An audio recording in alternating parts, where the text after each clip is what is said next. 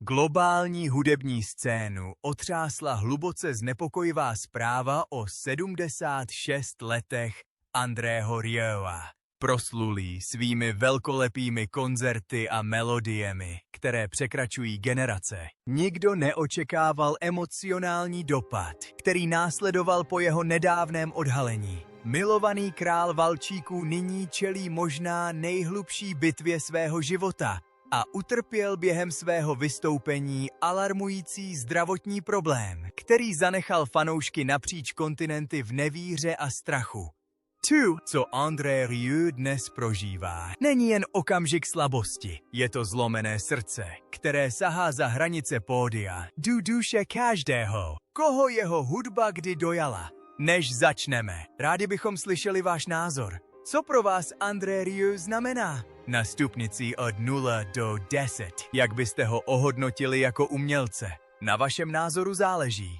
Svět se stále potýká s šokem z pádu Andrého Rieua, ale ve skutečnosti skutečný zlomený srdcí začal desítky let před světly, před potleskem a dlouho před Mexico City. Začalo to v chladném, tichém domově v poválečném Maastrichtu, kde byla hudba posvátná, ale láska vzácná. Andrej se narodil 1. října 1949 jako třetí ze 6 dětí v zbožné katolické rodině. Jeho otec, také André Rieu, byl uznávaný dirigent, uctívaný na jevišti, ale doma se ho báli. Jejich dům se zdál méně jako domov a spíše jako kasárna. Žádné obětí, žádný smích, žádná svoboda. Disciplína vládla a dokonalost byla jedinou přijatelnou měnou. André později vzpomínal: moji rodiče mě moc nemilovali. To není pocit, to je prostě pravda. Jeho matka byla posedlá jeho známkami a technikou hry na housle a kreativitu odmítala jako slabost. I too, že ho učitel nazval umělcem, si urazilo, jakoby představivost sama o sobě selhala. Ale v 5 letech se stal tichý zázrak. Potkal svou první učitelku hry na housle, půvabnou 18letou dívku, jejíž ruce promlouvaly emocemi, jaké dosud nepoznal. Ještě nerozuměl romantice, ale cítil úctu. Její úklona propůjčila hlas jakési citu, který nikdy nesměl vyjádřit, a zamiloval se ne do ní, ale do svobody, kterou mu její hudba nabízela. Zatímco ostatní děti se stupnicemi trápily, André obdivil vibrato, ne proto, že by chtěl nástroj zvládnout, ale proto, že konečně cítil, jak se v něm něco hýbe. Radost však měla svou cenu. V 60 letech 20 století se jeho vášeň pro valčíky a lehkou klasickou hudbu prudce střetávala s přísnými uměleckými ideály jeho otce. Nevychoval jsem tě k hraní valčíků, odsekl mu otec. Tato věta nejenže odmítla Andrého styl, ale snažila se vymazat jeho ducha. Definitivní zlom nastal kolem roku 1968, kdy si André přivedl domů Marjorie, ženu, kterou miloval a kterou si později vzal. Jeho matka jí řekla, aby odešla. Té noci André učinil rozhodnutí, které definovalo zbytek jeho života. Odešel a nikdy se neohlédl. Jeho rodiče se nikdy nezúčastnili jediného představení, a to ani v době, kdy se proslavil celosvětově a vyprodával arény po celém světě.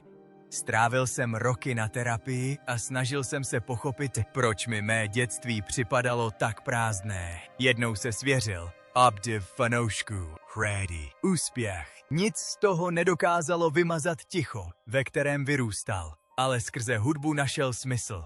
Housle se staly jeho spásou, hlasem tam, kde kdysi byl bezhlasý, útočištěm, kde emoce už nebyly trestány, ale oslavovány.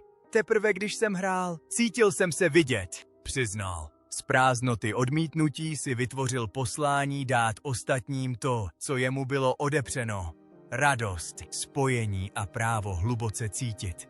Koncem 70 let stál André Rieu na tiché křižovatce, která zasahovala hlouběji, než si jakékoliv publikum mohlo představit. Strávil roky snahou přizpůsobit se a svědomitě hrál v tradičních orchestrech, včetně těch pod přísným vedením svého otce. Formálnost sálů klasické hudby však odrážela ten samý chlad, který kdysi snášel doma, strnulý, bezradostný a odpojený.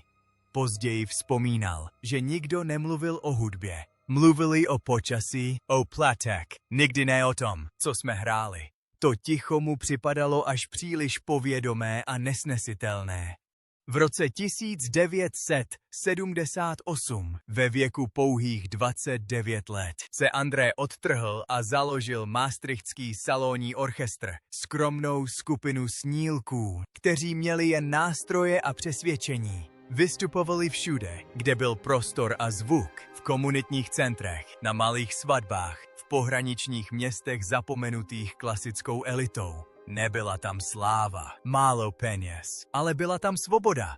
Za touto tichou vzpourou stála síla mnohem mocnější než potlesk. Marjorie nebyla jen jeho manželkou, byla jeho kompasem, důvěrnicí, neotřesitelnou vírou, učitelkou vyučením, spisovatelkou srdcem a tichou skladatelkou za oponou. Marjorie nesla tu, co jiní rozdrtili, Andrého křehký sen. Zatímco ho rodiče odmítali, ona ho budovala, zařizovala vystoupení, starala se o každý obchodní detail, dokonce i psala orchestrální aranžmá, aby hudba zůstala při životě. Když váhal s koupí staletého hradu, jednoduše mu řekla, ať prodává víc desek, ní z extravagance, ale z vize. Nehonila se za luxusem, formovala odkaz. Ale tento odkaz měl kořeny v něčem složitějším než v úspěchu. Vyrůstal ze syrové půdy traumatu. André strávil roky na terapii. Ne pro slávu, ale pro přežití. Moji rodiče mě nemilovali, řekl jednou. Ne s hněvem, ale s jasným vědomím. Není to pocit, je to fakt. Uzdravení znamenalo víc než jen reflexi. Znamenalo rekonstrukci. Potřeboval vybudovat svět, kde hudba dýchala, kde radost měla prostor k životu. Toto poznání se v roce 1987 stalo činem. André cítil limity malého souboru a odvážil se snít ve větším měřítku. Maastrichtský salonní orchestr už vyčerpal své možnosti. Nastal čas vytvořit něco, o čem nikdo nevěřil, že bude fungovat. Valčíkový orchestr ve věku rockových hvězd a popových idolů. Ve stejném roce založil Johann Strauss orchestra s pouhými 12 hudebníky a s posláním. Neoromovat odborníky, ale dojímat srdce. Na nový rok 1988 odehráli své první vystoupení. Ní v smokingu, ale v barvách a duchu. Světla tančila, hudba plynula. Čas se rovná, cituji, 0 sekundy, cituji lomítko, více než lidé tleskali. Smáli se, dokonce i zpívali. Kritici protočili panenky, ale diváci cítili něco skutečného. Nikdy jsem nechtěl dokonalost, řekl André. Chtěl jsem spojení. Vystupovali ve skromných prostorách a hráli lidové melodie s velkolepostí a duší. Myšlenka, hudba jako oslava, ne jako ceremoniál, se chytala. Marjorie zůstala v zákulisí a řídila vše od financí až po zvuk. Její vliv formoval každou notu, i když svět nikdy neviděl její jméno. Terapie, rebellie, láska a hudba se sešly v jednom nepravděpodobném experimentu. Čas se rovná, citováno, 0 sekundy, citation, lomítko, většímu než. Neměl ani tušení, že o pouhých 7 let později z něj jediný valčík na fotbalovém stadionu udělá globální fenomén, ale i tehdy se jádro nezměnilo. André Rieu nevystupoval proto, aby zapůsobil. Vystupoval proto, aby se uzdravil. Pro sebe, pro své publikum, pro chlapce, který kdysi hrál v tichosti, a pro svět, který mu jednoho dne naslouchá. Než André Rieu proměnil fotbalový stadion v taneční sál valčících srdcí, jen málo kdo si uvědomoval tichý boj, který už musel vydržet, než dosáhl tohoto okamžiku. Jeho hudba nikdy nebyla o egu. Zrodila se z ticha dětství zbaveného lásky a z tvrdohlavého přesvědčení, že emoce patří do centra klasické hudby, nikoli na její okraj. Po léta toto přesvědčení doutnalo ve zkušebnách, skromných sálech a pochybovačném šeptání. Ale v roce 1995 se to zapsalo do historie. Toho května, během finále Ligy mistrů UEFA ve Vídni, Ajax proti Bayernu, Mnichov. André vstoupil na hřiště se svým Johann Strauss Orchestra a dokázal nemyslitelné. Čas je o 0 sekundy větší než při sledování více než 300 milionech lidí po celé Evropě. Jako poločasovou show zahráli Šostakovičův Valčík číslo 2. Co následovalo, nebyla jen hudba, byla to proměna. Během několika sekund se napětí zápasu rozplynulo a 50-0 fanoušků se začalo kymácet, leskat a dokonce se i usmívat. Fotbalový stadion se proměnil v halu pro valčíky. Klasická hudba nikdy nepůsobila tak živě a svobodně. Ajax skoroval v pravý okamžik, žertoval později André. Bylo to perfektní načasování, ale za tím úsměvem se skrýval seismický posun, který nikdo nemohl předvídat. Během několika dní se z regálů vyprodalo přes 200 CD. Strauss a společníci. Tiché vydání z předchozího roku se náhle vystřelilo na první místo v Nizozemsku a zůstalo tam 19 týdnů. Nevídaný výkon. Celosvětově se prodalo přes 3 miliony kopií. Německo ho přivítalo poté Austrálie, kde během pouhých 3 koncertů zaplnilo stadiony téměř 90 lidí. V Melbourne 38 650 fanoušků vytvořilo nový rekord v počtu největších koncertů klasické hudby v historii země. Na krátkou chvíli se jeho DVD umístila na 8 z 10 nejlepších míst v australských hitparádách. Soupeřili s nimi pouze Pink a AC/DC. Tento raketový vzestup však přišel s odporem. Traditionalisté se bouřili, kritici se mu posmívali. Jeden dirigent dokonce označil jeho dílo za hudební pornografii. Zavrhlý ráby, světla, úsměvy, emotes, jakoby radost v umění neměla místo. Ale zatímco se ušklíbali, rodiny se převlékaly, tančili v uličkách a plakali na svých sedadlech. Neviděli podívanou, viděli upřímnost. André otevřel dveře postavě dlouho uvězněné za sametovými provazy. Vrátil lidem krásu. Znáte tu slavnostní atmosféru na klasických koncertech? Jednou řekl, že přesně to lidi od nás odvádí. U nás to neexistuje. A myslel to vážně. V roce 2008 svůj sen posunul ještě dál. Postavil repliku vídeňského zámku Schönbrunn v plné velikosti s fontánami a lustry a cestoval s ní napříč kontinenty. Klasický svět byl zděšen, ale publikum bylo okouzleno. Pro ně to byla zviditelněná magie. A v roce 2010 to bylo jasné. André Rieu už nebyl jen houslista.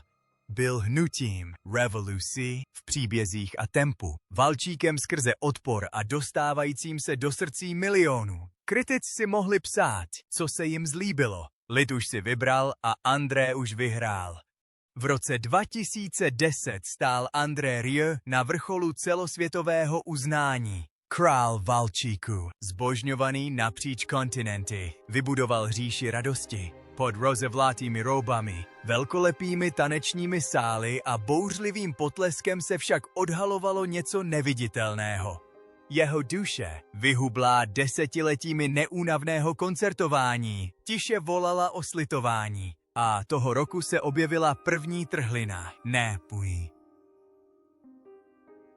Zájm reflektoru, ale hluboko v jeho vlastním těle. Virová infekce zasáhla jeho vnitřní ucho, neviditelná rána, ale pro houslistu katastrofální.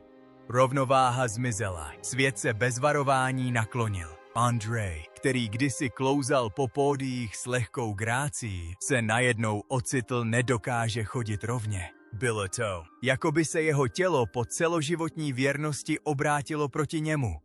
Poprvé ve své kariéře byl nucen zrušit celé turné. Muž, který si vybudoval jméno na spolehlivosti. Teď musel tisícům fanoušků říct, nemůžu. Něco v něm zlomilo. Bylo to poprvé, co jsem se opravdu bál, že by tohle všechno mohlo skončit, řekl později hlasem plným tichého zármutku. Ale život ho ještě neskoušel. V prosinci 2016, během toho, co mělo být radostným vánočním turné po Velké Británii, přišla jiná rána, jakou žádný lék nemohl vyléčit. Rude Merckx, jeho dlouholetý trombonista a nejdražší přítel, zemřel náhle ve spánku během turné v Leedsu. Více než 2 desetiletí byl stálou součástí Andrého orchestru. Jeho manželka, která v té skupině také hrála na houslistu, byla s ním v té době. Ztráta byla okamžitá, zdrcující a hluboce osobní. Andrej neváhal. Zrušil koncert v Nottinghamu ještě ten samý večer. Pak zbytek turné, Londýn, Birmingham, Glasgow, všechno pryč. Tentokrát čas se rovná. Situji, 0 sekundy. Situji, lomítko, větší než to nebyla nemoc, která hudbu umlčela. Byl to smutek. Nebyl jen hudebník, jí řekl později André třesoucím se hlasem. Byl členem rodiny. Když zemřel, cítil jsem se jako ztráta bratra. Celý orchestr, z nichž mnozí byli s Andrém přes 25 let, odešel do smutku.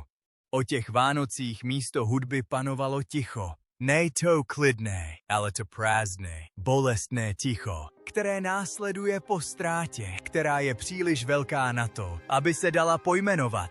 Andrej však pokračoval dál. Ne proto, že by se cítil silný, ale proto, že se cítil zodpovědný. Vystupoval i přes nemoc, únavu i zlomené srdce. I v roce 2019, kdy bojoval se zákeřnou chřipkou, se na pódiu usmíval, jako by se nic nedělo. Ne proto, že by netrpěl, ale proto, že věděl, že za ním stojí tým, rodina, odkaz. A za pódiem seděli desítky tisíc fanoušků, kteří na něj čekali měsíce. Ba i roky. Nemohl je zklamat. A tak hrál. Ale žádná houževnatost nemohla zastavit to, co se stalo v březnu 2024.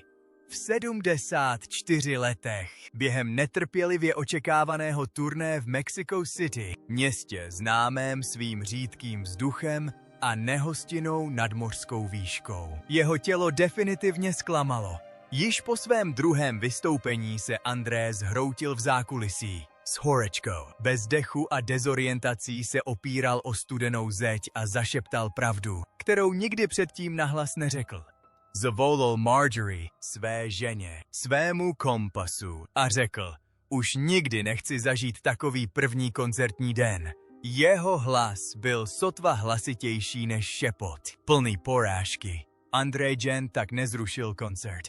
Zrušil celé turné. V tom měsíci ho hrát neuvidělo přes 40 000 fanoušků. Skutečná váha tohoto rozhodnutí ale nebyla logistická. Bylo to dojemné. Poprvé ve své slavné kariéře se André Rieu, muž, který tančil po celá desetiletí bez zaváhání, musel zastavit. A v tom tichu vyšla najevo pravda. I legendy mají své meze, i praví si odpočinout. V době, kdy se zdraví Andrého Rieua začalo zhoršovat, se jeden člověk tiše postavil čelem k okamžiku. Jeho syn Pierre, z chlapce, který vyrůstal ve stínu koncertních sálů, se stal muž, klidný, vyrovnaný a zuřivě ochranitelský. Pierre začal ze zákulisí přetvářet rytmus života svého otce.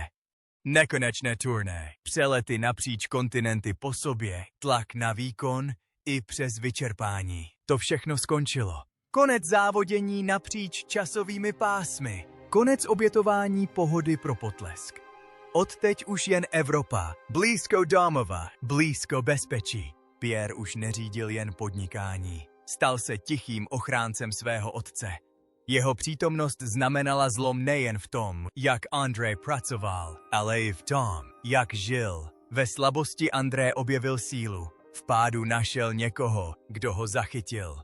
A v tichu, které následovalo po zrušených koncertech, zaslechl něco nečekaného. Hlas samotného života, který ho jemně nabádal, aby zůstal, ale jen za jeho vlastních podmínek. Pak přišlo ticho, které zasáhlo celý svět. Během pandemie COVID-19 Andrého kariéra zamrzla. Každé vystoupení bylo zrušeno, každé turné odloženo. Pro umělce, jehož život vzkvétal díky kontaktům s lidmi, byla prázdnota nesnesitelná. Finančně to bylo katastrofální. Přes noc přišly desítky milionů eur. Nešlo jen o peníze, ale i o lidi. Stovky hudebníků, techniků, designerů, cateringových pracovníků a štábu čelili nejistotě. Přesto André učinil rozhodnutí, jaké by udělal jen málo kdo jiný. Odmítl kohokoliv nechat odejít. Měsíc co měsíc platil všechny výplaty ze svých úspor. Tiše a bez publicity. V jednu chvíli dokonce nabídl k prodeji svou drahocennou Stradivarius. Ne proto, že by o ně chtěl přijít, ale proto, že se bál, že přijde o všechno. Nedokázal jsem snést pomyšlení, že to nechám být, řekl později, ale nedokázal jsem snést ani pomyšlení, že bych měl svůj lid opustit ještě víc. Andrej psal, zavřený ve svém hradu, ne proto, aby zapůsobil na svět, ale aby to přežil. Během těch dlouhých měsíců izolace se jeho skladby staly jeho zpověďmi. Do hudby vložil všechno, co nedokázal vyslovit nahlas. Svůj strach, svou vděčnost, svůj zármutek. Poprvé po desetiletích zpomalil. Nadekl se, čelil tichu. A když se svět znovu otevřel, už ne, prostě se vrátil na jeviště. Vrátil se proměněný. V letech 2022 a 2023 jeho koncerty nabyly nové váhy. Už to nebyly jen velkolepé podívané. Staly se z nich okamžiky zamyšlení, zranitelnosti, vděčnosti. Ve Vídni se během jednoho takového vystoupení odmlčel. Podíval se do davu a řekl: každá nota, kterou dnes večer zahrajeme, je poděkováním za to, že tu stále jste. Publikum nejen jásalo, ale plakalo. Protože tohle nebyl ten starý André Rieu. Tohle byl muž, který prošel ohněm a místo oceli si zvolil měkkost. A za ním je vždycky čas o 0 sekundy. Citováno. Lomítko větší než Pierre. Řídil chaos, střežil otcův klid, zajišťoval, aby každá nota mohla být zahrána bez bolesti. Ve stejném roce André tiše koupil zpět Stradivarius, o který kdysi málem přišel. Nebyl to jen nástroj. Byl to symbol přežití. Hrad, který kdysi představoval ambice, se nyní stal útočištěm. Tam, obklopen kamennými zdmi a tichými síněmi, znovu psal. A z té samoty vzešla nová suita, poprvé uvedená v Maastrichtu, kde všechno začalo. Dav plakal, než to skončilo. Stále vtipkoval o tom, že bude hrát do 140, ale jeho úsměv se změnil. Teď z něj vyzařoval klid muže, který ví, že každý koncert může být jeho poslední a hraje každý z nich, jako by jim byl. Přesto stál, přesto hrál. Protože pro Andrého Rieua hudba nikdy nebyla o vystoupení. Byl to samotný život. V poklidném městě Maastricht, kde se poprvé zrodila jeho cesta, nyní slavný houslista žije své dny v břečťaném porostlých zdech hradu z 15. Století. Spontánně si ho koupil s Marjorie během dovolené, aniž by tušil, že se stane duší jejich světa. Je to víc než domov. Je to tlukoucí srdce jeho hudební říše. Zámek, navržený s Andrého vlastním vkusem pro krásu, v sobě spojuje rakouskou sofistikovanost, bavorské teplo a romantiku Benátek. Pod klenutými stropy a zdobenými lustry se melodie stále tiše a neustále ozývají. Čas však změkl muže, který kdysi s neúnavnou intenzitou usiloval o dokonalost. Čas se rovná situji, 0 sekundy, situji, lomítko, většímu než v 76 letech. André se nachází v období rozjímání. Od svého zhroucení v zákulisí v Mexico City na začátku roku 2024, okamžiku, který nejen ohromil jeho publikum, ale také ho donutil konfrontovat se s vlastními limity, se jeho život změnil. Éra mezinárodních turné a dálkových letů skončila. Jeho vystoupení nyní zůstávají blízko domova, téměř výhradně v Evropě. Už nemusím nic dokazovat, svěřil se blízkému příteli. Teď chci hrát jen s citem a zůstat dostatečně zdravý, abych to cítil.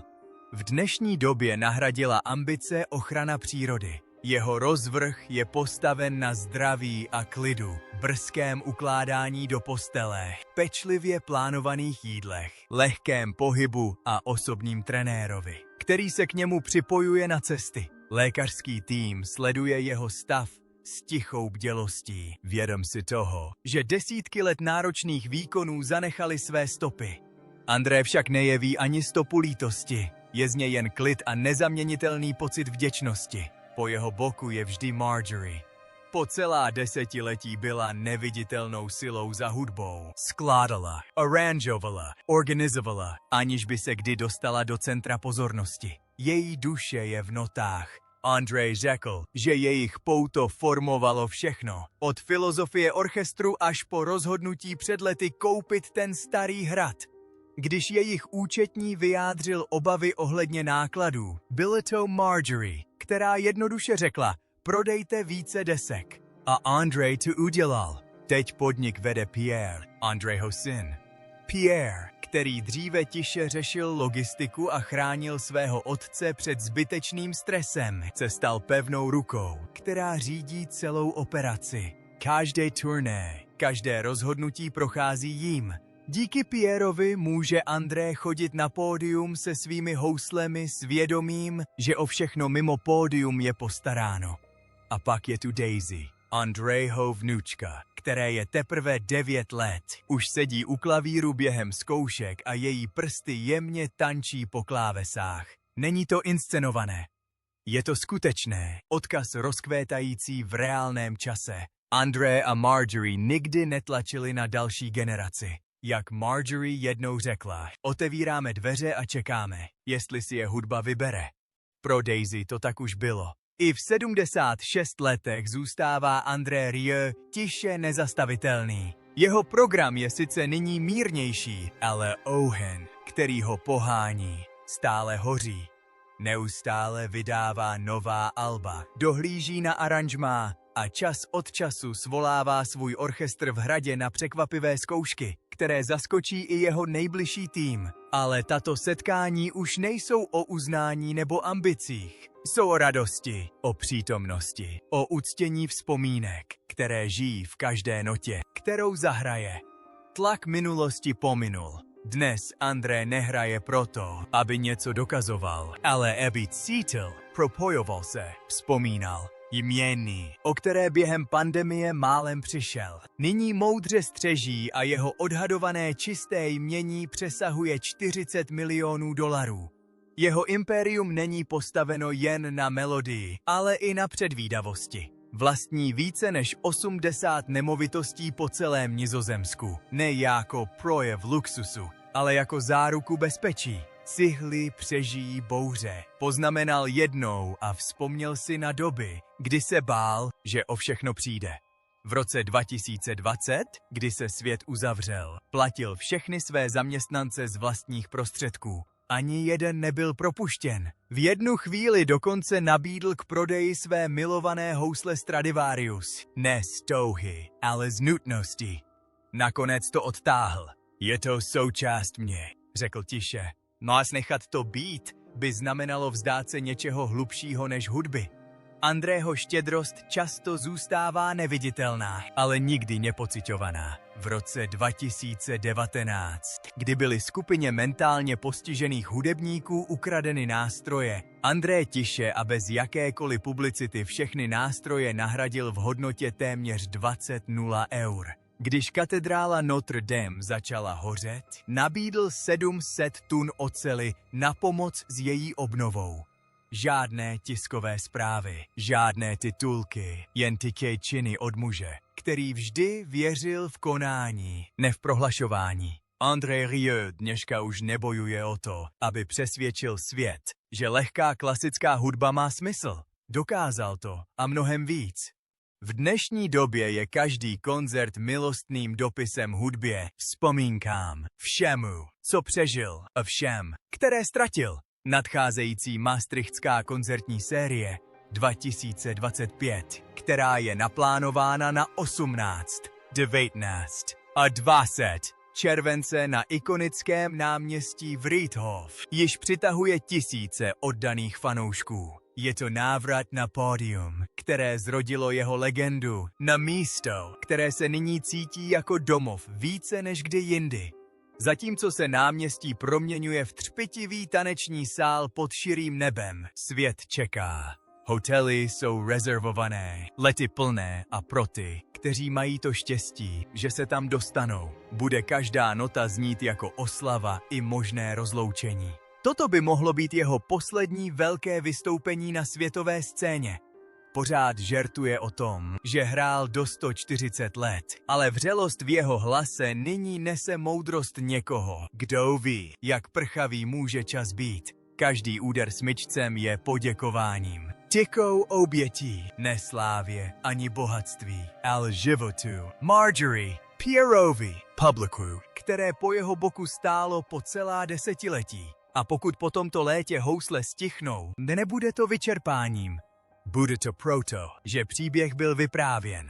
Čas se rovná Situji, 0 sekundy, Situji, lomítko, více než plně, krásně. Nebudou žádné velkolepé rozlučkové projevy, žádné slzami nasáklé svolání. Pokud je tohle s Bohem, přijde tak, jak André vždycky dal všechno ostatní, skrze hudbu, skrze grácii, skrze ticho valčíku, které se protáhne jen o pár okamžiků déle, než se očekávalo. Protože jeho příběh nikdy nebyl o reflektorech, vždycky šlo o duši. Pokud se hudba Andrého Ria někdy dotkla vašeho života, přinesla vám klid nebo vyvolala vzpomínku, pak je teď ta správná chvíle něco vrátit. Sdílejte tento příběh, zanechte zprávu, dejte mu vědět, protože jak se svět opět shromažďuje pod letní oblohou Maastrichtu, budeme ho také sledovat a slibujeme, že vás budeme průběžně informovat. Protože někde za samétovou oponou a zlatými houslemi André stále naslouchá.